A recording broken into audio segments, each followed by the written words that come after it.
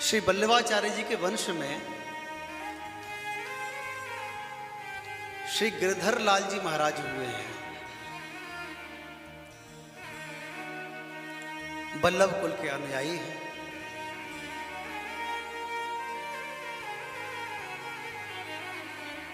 तो श्री गिरधर लाल जी महाराज का एक शिष्य था जो कि जाति से वैश्य था, लेकिन इतना दान पुण्य कर्म करने वाला, इतना संत और भगवंत की सेवा करने वाला,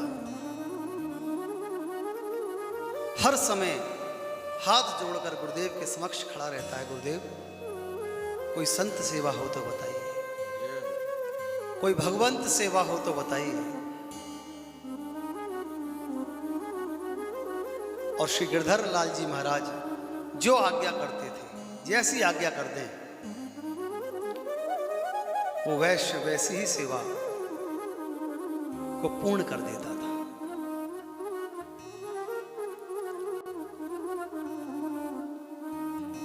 अब जीवन काल है,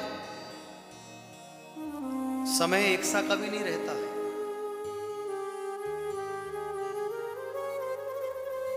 कभी कोई ऊपर है तो कोई नीचे है, कोई नीचे है तो कोई ऊपर है। इसी प्रकार से भक्ति का मार्ग है। कोई ये कहे कि भक्ति के मार्ग में ये पूर्ण है, ऐसा कहना ही गलत है।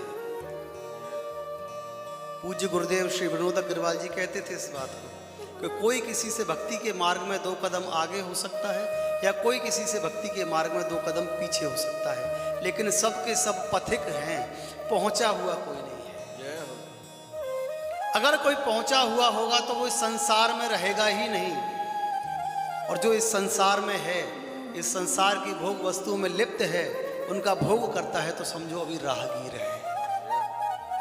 हो सकता है 10 किलोमीटर आगे निकल गया हो सकता है 5 किलोमीटर पीछे आ रहा हो,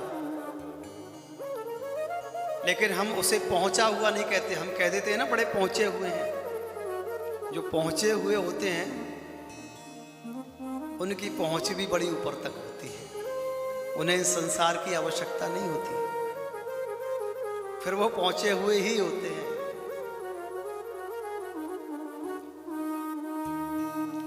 समय ने करवट बदली, वो वैश्य का सारा व्यापार धीरे धीरे ठप हो गया। जितने मन और लगन के साथ संत और भगवंत की सेवा करता था, धन के अभाव के कारण अब वो सेवा नहीं हो पाती थी।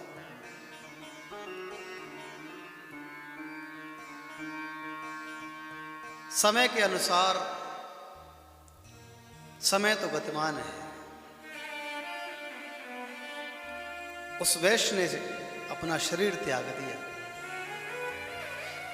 अब उसका जो पुत्र है वो श्री गिरधर लाल जी महाराज की सेवा में रहता है। उस बच्चे ने बचपन से ही अपने पिता को सत्कर्म करते हुए, संत भगवंत की सेवा करते हुए देखा है।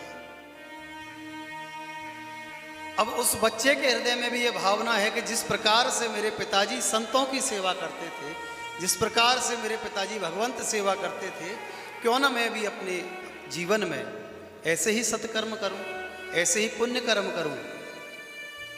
किंतु धन का अभाव इतना ज्यादा हो गया कि 2 वक्त का भोजन भी किस प्रकार से उसकी व्यवस्था होगी ये भी नहीं पता। एक दिन वो बालक श्री गिरधर लाल जी महाराज के पास पहुंचा, चरणों में निवेदन करने लगा, गुरुदेव, जिस प्रकार से मेरे पिताजी संत भगवंत की सेवा करते थे, मेरे हृदय में भी ये भाव जागृत होता है कि मैं भी वही सेवा करूं, मैं भी उसी तरह से सेवा करूं। किंतु गुरुदेव, धन का इतना अभाव है कि सुबह के भोजन के बाद शाम के भोजन की व्यवस्था किस प्रकार होगी ये पता नहीं रहता। लेकिन हृदय का भाव है कि मैं संत सेवा करूं।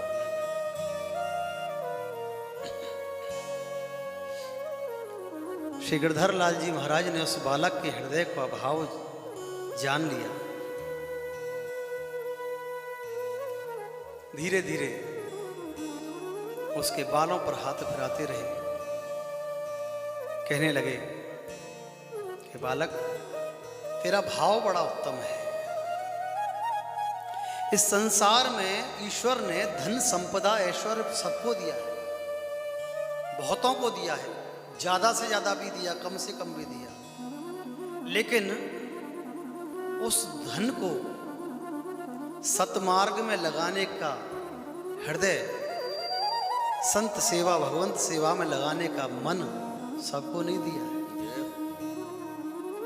कोई कोई बिरला ऐसा है। श्री गिरधर लाल जी महाराज बड़े प्रसन्न हुए। बालक ने कहा, गुरुदेव कुछ ऐसी कृपा कीजिए कि मेरे मस्तक पर हाथ रख दो। जीवन में कुछ एक समय ऐसा आए कि मैं भी संत भगवंत की सेवा कर सकूं। श्री गिरधर लाल जी महाराज ने श्रीनाथ जी के चरणों में निवेदन करते हुए उस बालक के मस्तक पर हाथ रखा। कहा, जाओ तुम्हारा कल्याण हो। समय आने पर एक दिन ऐसा अवश्य आएगा जब तुम भी अपने पिता की भांति संत भगवंत की सेवा करोगे। बंधुओं, संत का आशीर्वाद, संत की कृपा कभी निष्फल नहीं जाती है। ऐसी कृपा हुई कि उस बालक के जीवन में एक दिन ऐसा आ गया कि उसके पास धन संपदा उसके पिता के पास जितनी थी उतनी से भी अधिक हो गई। अब जी खोलकर संत भगवंत की सेवा करता है।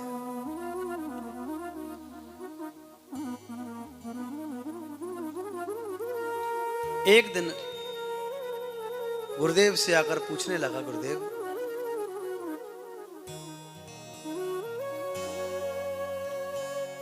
संत भगवंत की सेवा करते करते समय तो बहुत व्यतीत हो गया, परंतु हृदय में एक बात है कि मैं ठाकुर जी के दर्शन करना चाहता हूं, प्रभु के दर्शन करना चाहता हूं। उनके दर्शन के बिना मेरा मन बड़ा व्याकुल रहता है।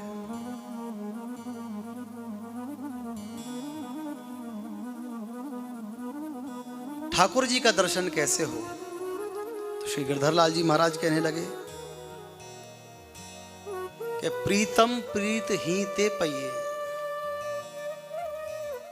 सेवा तो कैसे भी कर दो, लेकिन प्रभु का साक्षात्कार, प्रभु के दर्शन तो प्रीत से ही हो सकते हैं। जिस दिन प्रभु की याद में उनका नाम लेते हुए नेत्रों से अश्रुपात होने लगे, नेत्र सजल हो जाएं, हृदय भर आए, तो समझना कि प्रभु प्राप्त होने वाले हैं, प्रभु दर्शन देने वाले हैं। क्योंकि हृदय कमल का सिंहासन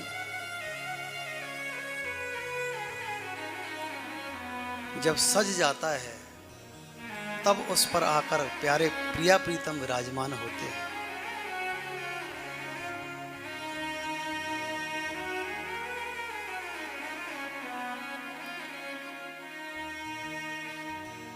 संत की बात सुनकर वो चला गया। कई दिन व्यतीत हो गए। एक दिन वापस लौट कर आया, कहने लगा, गुरुदेव बहुत दिन हो गए भजन करते करते, लेकिन जैसा कि आपने कहा था अभी तक मेरे नेत्रों में प्रभु प्राप्त करने के लिए उनकी याद में एक भी आंसू नहीं आया है। ऐसा क्यों है? मन बड़ा व्याकुल है कि प्रभु के दर्शन करूं, लेकिन उनका नाम लेने के बाद भी ना नेत्रों से आंसू आते हैं, ना हृदय भर जाता है।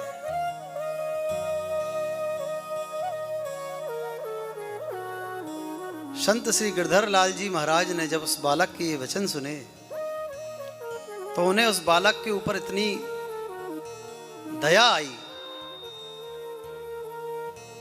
कि वो सोचने लगे कि इस बालक की भक्ति में कोई कमी नहीं है, इसके भाव में कोई कमी नहीं है। और उस बात को सोचते सोचते संत श्री गिरधर लाल जी महाराज ने उस बालक को अपने हृदय से लगा लिया और संत श्री गिरधर लाल जी के नेत्रों से अश्रुधारा बहने लगी।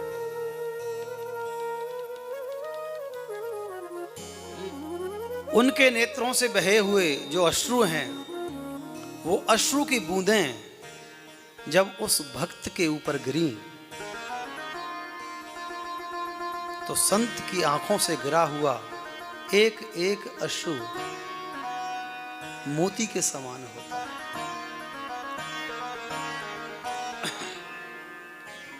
संत श्री गिरधर लाल जी महाराज के नेत्रों में आंसू देखते हुए उस भक्त के हृदय में भी ऐसा भाव उमड़ा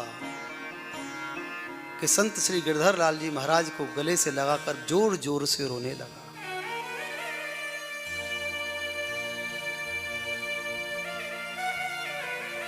जब जोर जोर से रोने लगा, संत श्री गिरधर लाल जी महाराज ने कहा कि तेरे अगर नेत्रों में अश्रु आ गए हैं तो ये भी याद रखना कि प्रभु अब तुझसे दूर नहीं।